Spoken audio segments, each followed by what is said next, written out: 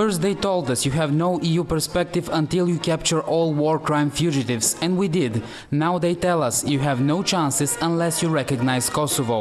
It seems there's no pleasing the EU, but this time they are meddling in our territorial integrity and diminishing our national security. That's what visiting Serbian servicemen told their Bulgarian counterparts, with whom they have had stark contradictions, as Bulgaria hurried to recognize Kosovo shortly after it declared independence from Serbia in February 2008. We strongly disapprove of KFOR contributing to the building up of Kosovo armed forces. NATO should have been impartial until at least a political compromise is reached. But one way or another, we will never recognize Kosovo. Serbia plans to use the September meeting of the non-aligned movement in Belgrade to halt a new wave of support for Kosovo, after it was recognized last week by 3 African nations. This means Kosovo has been recognized by 81 out of 193 UN members so far, still less than needed to take a UN seat, but close enough to the halfway mark to worry Belgrade. We are with you in these reforms, and that we believe you have a European perspective, and that we are going to work with you for that purpose.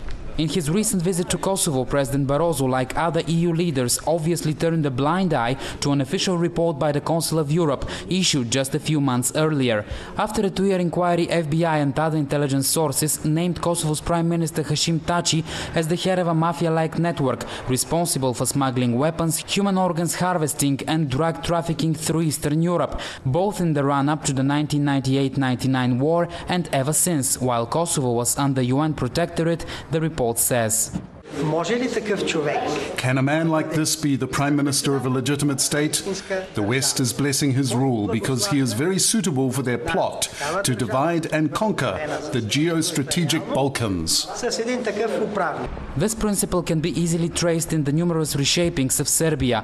From 1945 to 1992, this was the Socialist Federal Republic of Yugoslavia. After the fall of communism, it became only Federal Republic of Yugoslavia until 2003. Then it was renamed to the State Union of Serbia and Montenegro. But after Montenegro voted for independence in May 2006, it remained only Serbia. And later, in February 2008, Kosovo also declared independence. But Belgrade sees this as an illegal act of separatism.